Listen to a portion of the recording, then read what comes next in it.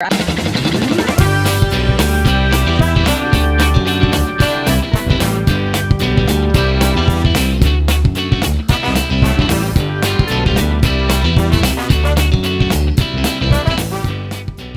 welcome to I's Kitchen. Today we're going Japanese. You know what? During the quarantine, a lot of people were making baked sushi. You know what? Everybody had their own version. So even if I'm late already, I decided I'm gonna jump on the wagon and make it myself also. I hope it turns out like really good. So we'll start with the ingredients. We'll start with the imitation crab sticks or kani in Japanese. We have cucumber. We have salmon. We're using sour cream, Japanese mayonnaise. We have the sushi sauce. We have the seasoned rice vinegar, which we're going to be using for the sushi rice. And we have the furikake seasoning, which is typically a mixture of dried fish, sesame seeds, and chopped seaweeds. And we're using also masago, which is the smelt roe. We'll be using also spring onions for garnish. And don't forget the seaweeds. So we're going to be starting with the shredding of the kani using the fork. So we're going to do it this way.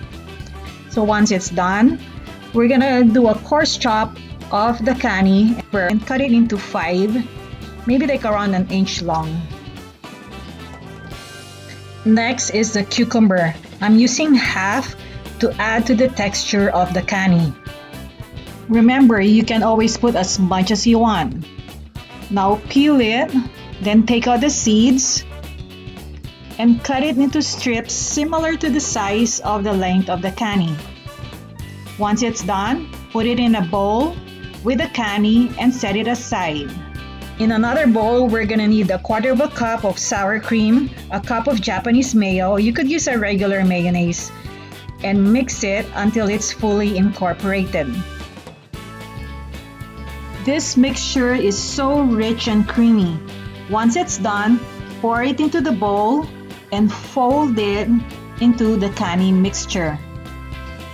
So just fold it and fold it. Oh, before I forget, I will be putting the complete recipe in the description box for your reference. Okay, now it's time to make the sushi rice.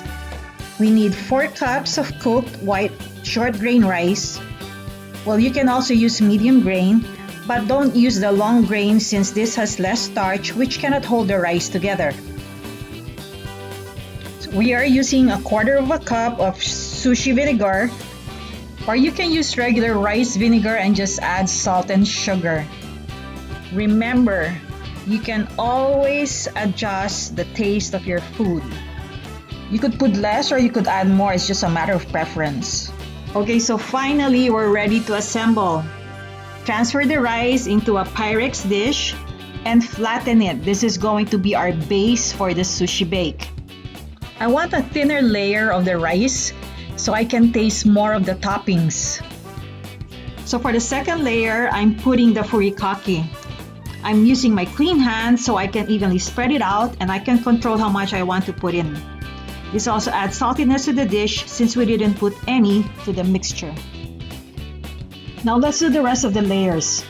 Pour the kani mixture over the rice and evenly spread it out to cover the whole dish. It really looks good right now. No wonder everybody's going crazy about this sushi bake. I'm adding another layer of the furikake because I love this one. I love seaweeds. The more the better. For the last layer, we're going to be using 2 kinds. One is the salmon, which we are cutting into thin, very thin slices. Maybe like 1/8 of an inch. Well, this salmon that I'm using is around like 3 ounces. So after slicing, we're going to be putting this on the side first because we're going to broil it after baking the dish. You know, I don't want to bake it and make it dry. So going back to the dish, spread the masago on one side. Again, you can put as much as you want. I like using this because it adds this bright color orange, making it visually appealing. Also, when you take a bite, you will feel the roe bursting in your mouth. It also enhances more the flavor of the sushi because of its saltiness. Well, now that we're done, we are going to be baking it in a preheated oven for 8 to 10 minutes at 350 degrees Fahrenheit. A few moments later. So after 10 minutes of baking, we are now going to add the slices of salmon and we are going to layer it on one side. Then we are going to sprinkle it with green onions. We are putting this back in the oven to broil for 4 to 5 minutes until the salmon is cooked. A few moments later. So finally we're done and we're just going to put the final touches. I'm adding the sushi sauce and I'm adding also some furikake on the salmon since it was not seasoned. So this is the final dish. We have the salmon on the left, my left side, and we have the regular kani on the right side, topped with masago. Okay.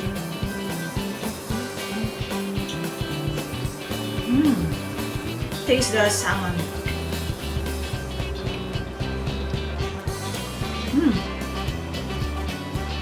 This one's a little bit sweeter because of the sushi sauce, but both are good. So you can go either way. My sushi bake came out actually good today with the kani, the masago, and the salmon toppings.